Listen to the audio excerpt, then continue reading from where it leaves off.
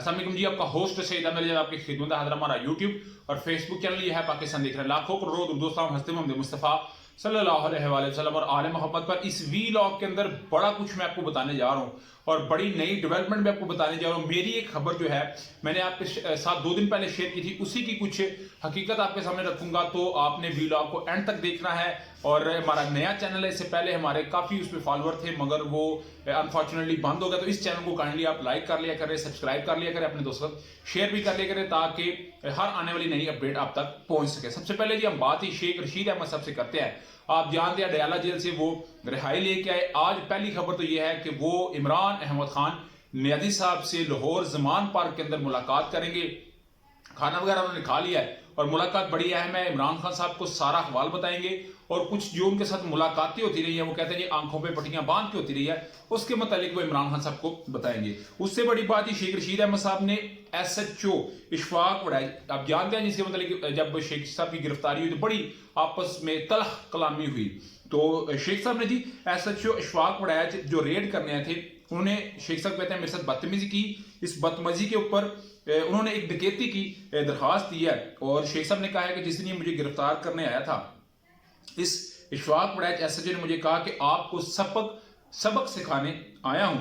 और जब इन्होंने रेड किया तो तीन अदद मेरे आईफोन सेट थे, 2,75,000 रुपए नगदी और 6 घड़ियां लेकर चले गए।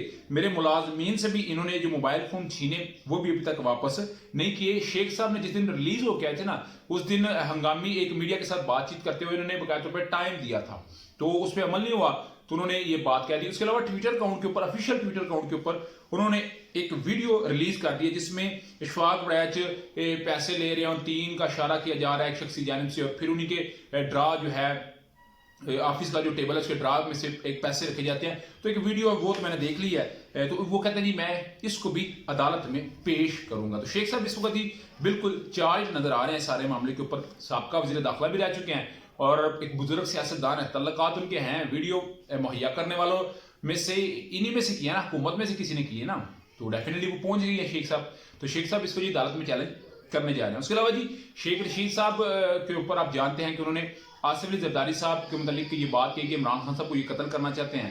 तो इस मामले के ऊपर उनका ट्रायल जारी था और ट्रायल इतनी स्पीड से हुआ है और अमूमन ये ट्रायल 5-6 माह अमूमन चलता है, मगर 15 दिन के अंदर ये ट्रायल मुकम्मल हुआ है और 2 मार्च को तारीख बताई जा रही है कि फर्द जुर्म आयद हो सकती है शेख रशीद अहमद साहब के ऊपर। तो मैंने कहा ये भी आपको मैं अपडेट करूं शेख साहब के मतलब। शेख साहब का इस वक्त फॉलो मैंने आपको देना है क्योंकि वो एक बड़े अहम मोहरे हैं। इमरान खान साहब से आज जो उनकी मुलाकात होगी, बहुत सारी पैगाम रसानी भी दी जाएगी। खान साहब को बड़ा कुछ बताया जाएगा, गिरफ्तारी के मतलब इमरान खान साहब की नाहली के मतलब बड़ा कुछ डिस्कस होगा।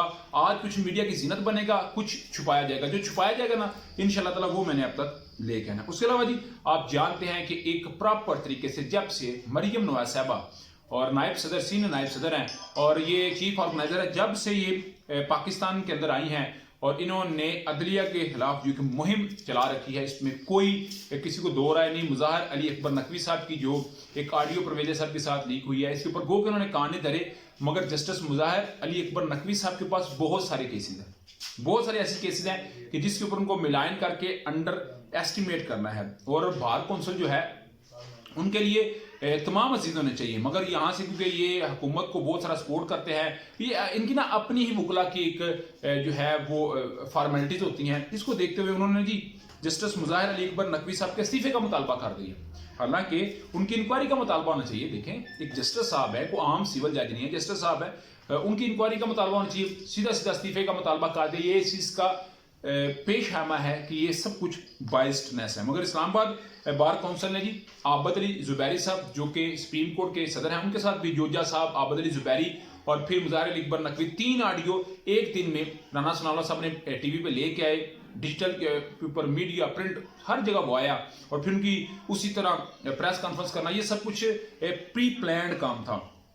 और ये एक बात जो है, इस सारे मामले के ऊपर नवाज शरीफ साहब भी कूदे हैं और नवाज शरीफ साहब को कूदना भी बनता था क्योंकि मरियम नवाज साहबा का अपना तो इतना माइंड है नहीं, अकल है नहीं, वो सब कुछ लेके चलती हैं, सब कुछ पूछ के चलती हैं।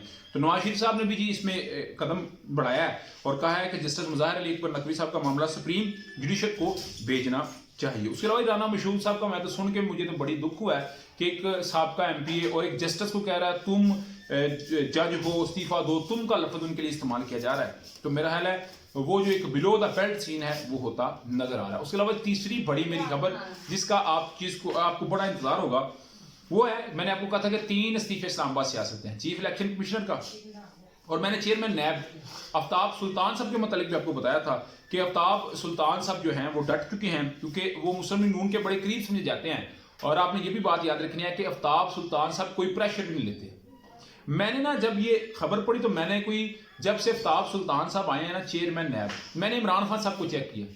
इमरान खान साहब ने अभी तक कोई उनके ऊपर ऑफिशियली बात नहीं की। ये बहुत बड़ा एक सवाल छोड़ के जा रहा है कि अगर खान साहब ने बात नहीं की तो फिर इसका मतलब है जो वो बड़े तगड़े आदमी हैं। तो मुस्लिम लीग उनके करीब समझे जाते हैं। उन्होंने बकाया तौर पर डट गए। उन्होंने कहा जी मैं जवेद इकबाल की तरह नहीं बनूंगा कि हुकूमत जाने के बाद मेरे ऊपर भुगतान लगाया जाए, ये बातें की जाएं, क्योंकि याद रखिएगा जवेद इकबाल साहब चले गए तो कौन सी गवर्नमेंट ने उनका पीछा किया। आफ्ताब इकबाल साहब को भी लगता है कि अगर मैं कुछ करूंगा तो ये मेरा पीछा कब करेंगे, और वो इनके ऊपर दबाव डाला जा रहा है। मगर इस वक्त उस्मान बुज़दार साहब का केस था नैब का, मगर एफआईए को चला गया। तमाम तर मामला एफआईए के जरिए होल्ड हो रहे हैं। मगर बड़ी अहम मुलाकात आफ्ताब सुल्तान साहब के इस्तीफे को लेते हुए शहबाज शरीफ और चेयरमैन नैब की मुलाकात होने जा रही है, जिसमें उनको रोका जाएगा कि आप रेजिग्नेशन ना दें, क्योंकि मुझे लगता है कि मेरी ये खबर सच होती सामने आपको मैं लाजमी अपडेट करूंगा। तो ये अभी तक की अपडेट थी, अभी तक का व्लॉग था। मजीद भी हैं वो अब तक नेक्स्ट वीडियो के अब तक शेयर करेंगे। अभी तक का व्लॉग था।